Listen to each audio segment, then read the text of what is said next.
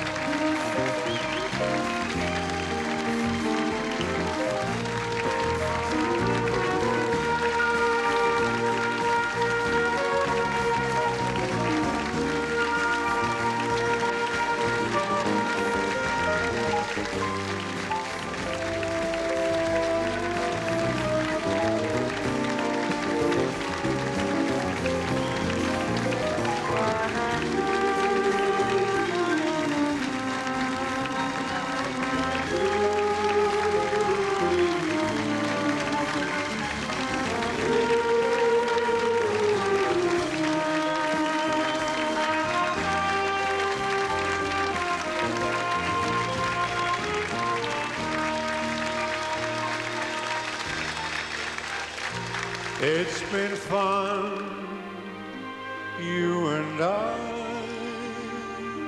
so we won't say goodbye. Happy New Year. Thank you. Bye.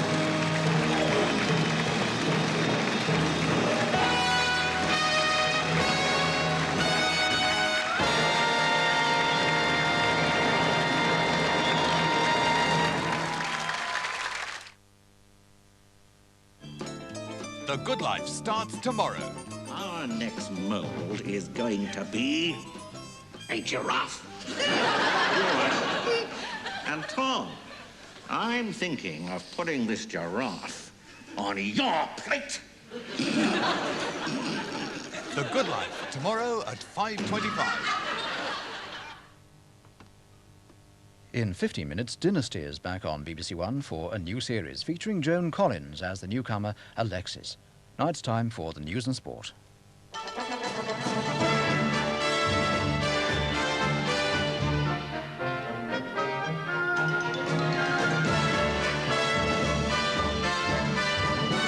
The New Year tragedy in Trafalgar Square. There'll be an inquiry into how 2 women were crushed to death. One of the biggest bank robberies ever in Britain. The thieves haul £9 million worth of bank certificates. In Zimbabwe, a kidnapped farmer is found dead. It's the 7th guerrilla killing in 24 hours. And another 44 women are arrested in the continuing Battle of Greenham Common. After last night's panic in Trafalgar Square, Scotland Yard says there will be a full inquiry into why 2 women died. They were trampled underfoot in a rush to get out of the square. One woman's been named as Mrs. Joan Leary, a 43-year-old widow from Woking in Surrey. The other was a 24-year-old South African. One man died from a heart attack, but that was an unrelated incident. The death toll and the number of injuries, more than 100 were taken to hospital, has prompted calls for the police to review their policy on crowd control. Tony Skase reports. A massive crowd of about 70,000 packed into Trafalgar Square and spilled into adjoining streets for the traditional New Year celebrations. It started as a night of high spirits. At midnight, the revellers toasted the New Year with good humour. But the weight of the crowd, combined with the effects of drunken behaviour, resulted in a tragic end to the evening. Panic set in as people tried to fight their way out of the square. 140 were taken to hospital and 500 treated at the scene. The bodies of the 2 women were found in this area after part of a crash barrier had given way. Eyewitnesses said they were trampled to death. Today, as workmen cleared up the beer cans and debris, some of the revellers described what happened to them as they tried to leave the square. Just all pushing, like, and loads of people falling down, like, in front of us, like. Did you see anyone getting trampled? Yeah, one, like, a girl, like, so I picked her up. You was having a job to move about your feet. Your feet weren't on the floor half the time. You know, you was being moved about. You didn't want to go in any particular direction. We're just holding on to one another and pulling each other, trying to keep together, like. And I think we just got out of it just in time ourselves. This bus shelter was wrecked when youths climbed on the roof. Some of the injured complained of a lack of crowd control and claimed that crash barriers were a hindrance rather than a help. One GLC leader wants improved safety measures in Trafalgar Square. I would like to see a lot of the lessons learnt from football crowd management, particularly on how to isolate troublemakers, even those which are drunk, applied to Trafalgar Square's New Year's Eve celebrations. Despite what happened, Scotland Yard is satisfied that there was adequate policing in Trafalgar Square last night. We have no intention of being complacent about this. We will look at it again most carefully, and particularly in respect of what's happened, and see if we need to make any alterations. But I would stress that this is an occasion where we do not anticipate or want a confrontation situation, and we try to be as liberal and festive as we possibly can. Was there anything unusual about last night? Nothing whatsoever. If anything, it was a smaller crowd than last year, and in general terms, it was a well-behaved crowd. Thieves have got away with more than £9 million worth of bank certificates from an Iranian bank in the City of London. Details of the raid are only beginning to emerge after more than 3 weeks. On December the 3rd, robbers broke into the Sepa Iran Bank in Eastcheap in the city. They bypassed the alarm system and used a thermic lance to get into the safe. Certificates of deposit are used instead of cash to denote ownership of property or other commercial interests. City police say these ones have been blocked and can't be cashed. There's no sign that anyone has tried to cash them. Zimbabwe security forces are stepping up operations in the bush in an effort to capture a gang of dissidents who've killed 6 whites and a black guard in the past 48 hours.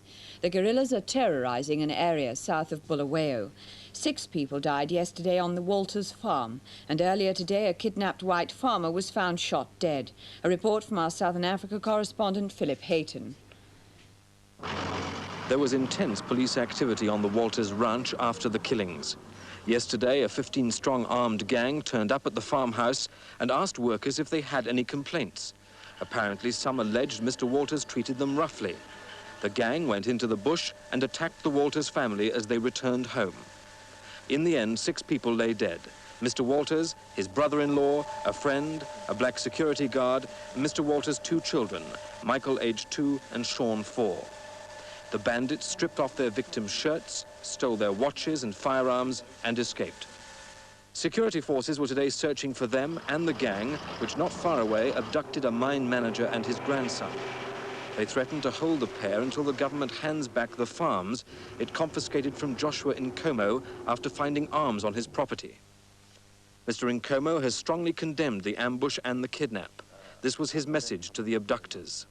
They must return these people immediately if they are using our name, because this is completely out of ZAPU, completely out of myself. They're doing it themselves. Somebody may be sending them in order to use us to further his own stupid political aims. The latest violence has seriously unsettled an already troubled nation. Morale among white farmers in the area has hit an all-time low. Some of the violence can be put down to banditry, but much of it, especially the kidnapping, seems to be politically motivated, a symptom of the deep political and tribal divisions in Zimbabwe. The danger now is that Mr. Mugabe might order a military crackdown to solve what is basically a political problem, and that could make matters worse. The Pope has made a strong plea for disarmament, but he's made it clear that he's against unilateral disarmament. Giving his New Year message in Rome on World Peace Day, the Pope said that just as it takes 2 to make war, it also takes 2 to make peace. He told his audience that countries should go through the stages of disarmament together. Each side must involve itself in equal concessions at each stage. 44 women peace campaigners have been arrested at the Greenham Common Air Base in Berkshire after they climbed over a fence surrounding the base and held a sit-down protest. They'll appear in court on Monday. Kate Adey reports. The demonstrators gathered inside the base near one of the partly built missile silos. They chanted and sang for just over an hour soon after daybreak, having climbed onto one of the large mounds of earth round the silo building site. The police moved in after the women staged a sit-down protest, and 44 were either carried or dragged down from the mound. The police said they'd be charged with causing a breach of the peace. The women scaled the base out of fence using ladders, and today's demonstration follows a number of protests and incidents at the Greenham Common base. The aim was to draw attention to the continued work on the cruise missile silos, which the women allege has been speeded up recently, despite their campaign. 6 people, 5 of them young children, have died in 2 separate house fires which happened just a few hours into the new year.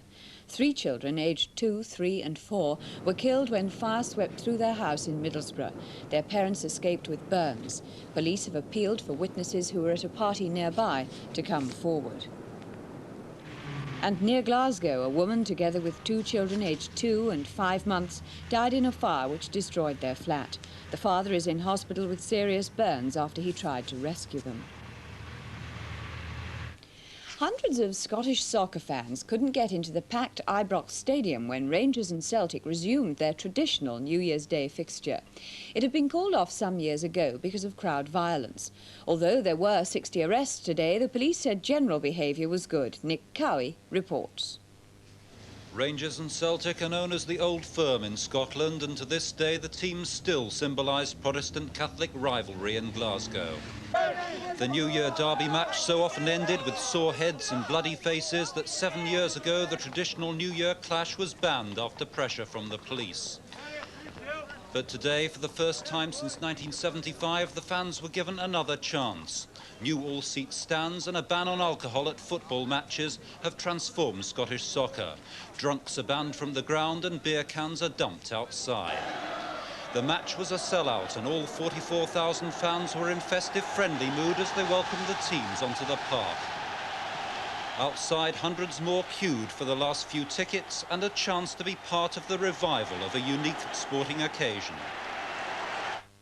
The fans' good behaviour should be enough to ensure that the fixture is resumed each New Year's Day. Today they were rewarded by an absorbing match which, although not a classic, demonstrated the fine attacking football for which Scotland is known. Celtic are in the hooped shirts and Archie Macpherson describes the first half goals. Buns. Celtic edging forward very slowly. They have 5 men in the penalty area. McStay, brilliant goal. Does John McDonald. Did that very well indeed. More typical of McDonald. Bet. Here is Cooper. Puts that away very well, and it's brilliantly saved. And there's a goal. Kenny Black, the equaliser. The first shot at goal has paid off. Most of the attacking in the second half came from Rangers, who came close to scoring several times. Celtic, however, did score again to beat their old rivals for the 3rd time this season. Celtic stay 3 points ahead of Dundee United, who won their local derby today. United, Aberdeen, Motherwell and Morton all won by 2-0. Liverpool's Ian Rush had a hat-trick and Kenny Dalglish 2 goals in a 5-1 victory over Notts County that puts Liverpool 8 points clear. Manchester United beat Aston Villa, but Nottingham Forest and Watford could only draw their matches. West Ham beat Spurs 3-0 and Coventry won at Luton. In the second division, Wolves won at Fulham to go 3 points ahead of Queen's Park Rangers, who were not playing today. A classic rugby league match saw Wigan through to the John Player Trophy final with a victory by 15 points to 14 over Warrington. But Wigan, in the red and white, had to fight back after a sparkling opening by their opponents. Fieldhouse, Webb, oh here's a chance, Ronnie Dwayne, he's going for the line, oh the beautiful try! Well, it's an up and under, it's a high one. And it's anybody's, it's Warrington ball, Phil forward. Oh, he's got the dot on the corner! Well, what a try! Wigan crowd getting behind them now. West still going. Oh, this is good play. He's got Clare outside him. To Gill, can he get over that line? Good rugby from Wigan. Now the pressure's on Warrington. Fairhurst again, Campbell. Oh, and a beautiful ball to Stevenson. He's going for the corner, and he's in. It wasn't a good day for the favourites in the Bradstone Mandarin handicap chase at Newbury. The 2 fancied horses, Approaching and Tarbank, both failed to finish. From the start, the race was between Venture to Cognac and Earthstopper. Just one fence left to jump now. Stopper on the near side, Venture to Cognac on the far side, George Sloan and Oliver Sherwood, the two amateurs at the final fence. Stopper lands in the lead there from Venture to Cognac, and as they race into the closing stages, it's Stopper now getting the upper hand of Venture to Cognac, and as they race into the closing stages, Stopper is going to win the Bradston Mandarin handicap chase, and as they come to the line, it's Stopper from Venture to Cognac. Venture to Cognac challenging again, but he won't get there. Stopper is the winner, Venture to Cognac is second, and Sailor's Return is third. The prices: Earthstopper was 9-2, Venture to Cognac 6-1, and third, Sailor's Return at 5-1. In under 3 hours' time, Australia and England will take the field for the final test, which will settle the fate of the Ashes. England bring back Derek Randall in place of the injured Graham Fowler, and it's likely that spin bowler Eddie Hemmings will replace Derek Pringle. Michael Blakey reports from the Sydney Cricket Ground. The new year began at the Sydney Cricket Ground with the most important net practice of the tour. 3 key players, all batsmen, were put through a vigorous session to see if they were fit to play in the vital 5th test tomorrow. Jeff Cook missed the 2nd and 3rd tests after Ian Botham broke his ribs bowling in the nets. He was in pain during the Melbourne test when the damage got worse. Despite that, he'll play tomorrow, opening the batting with Tavares. Derek Randall hasn't played since a ball from Michael Holding smashed into his face during a match in Tasmania. He's had the stitches removed from his lip and he'll bat in a visor. But the selector's main concern is whether he's ready to face up to the barrage of deliveries from the Australian pace attack of Lawson, Hogg and Thompson. The interest is intense. Hundreds of people shrugged off their New Year's Day hangovers to watch the players practice. Every seat's been sold. Over 200,000 people will watch until the fate of the Ashes is decided between tomorrow and Friday. Will you be on the hill tomorrow? Yes, I will. What do you think the atmosphere on the hill will be like tomorrow when the two sides come out to play? Electrifying.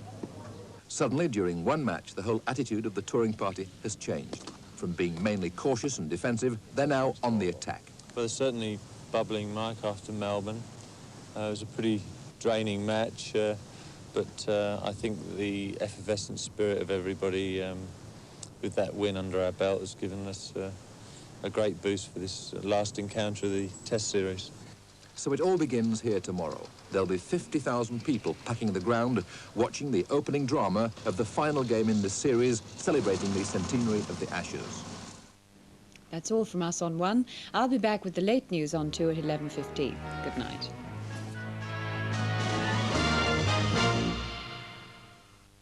Good evening to you. Well, not a very impressive way to start the new year, really. Today saw rain moving across the country with that front. It's well away now. Cold weather's followed in behind, a fair number of showers up in the north. And tomorrow, the front will still be close to southern areas, and later in the day, another depression, the one over the other side of the chart, actually, is going to deepen and come very quickly towards us, bringing some wet and very stormy weather to the west later on. The satellite picture taken at 6:30 this evening does show the first cold front very clearly as a broad sweep of cloud over southeastern parts of the country. Drier, clearer weather now over many other areas, except for those showers near the west. And you can see Iceland not enjoying themselves at all, with a lot of very heavy snow showers up there and very cold weather indeed. But for tonight, it's not quite as cold as that, but it might well feel that cold in the north of Scotland, with some snow showers still, quite strong winds, and a touch of frost in many of these northern areas that are sheltered from that wind. There's the rain clearing away, and even in southern areas, you could find a frost in a few well-sheltered spots, I think, by the morning. But for tomorrow, the good news is that most of us will have a drier, brighter interlude before the next lot of unsettled weather arrives. Perhaps a few showers to begin with, but later in the day, the cloud will quickly spread in from the west, and that will herald the approach of some very wet and windy weather for most western areas later on. And that's it.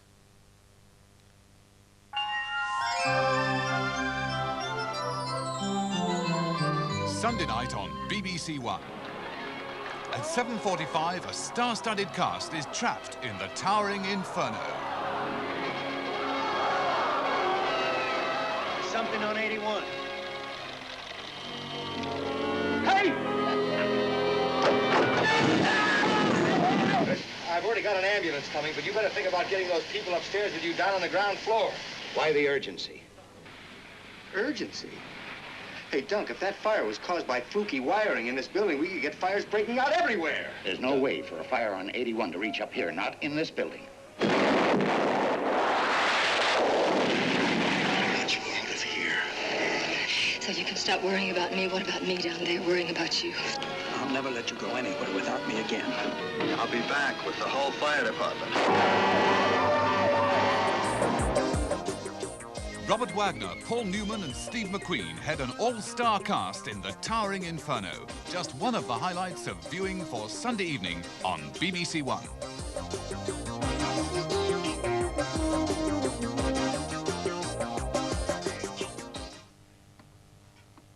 At 10:20 tonight on BBC1, a documentary on the making of Gandhi, a unique behind-the-scenes look at the effort that went into the shooting of the foremost British feature film of 1982.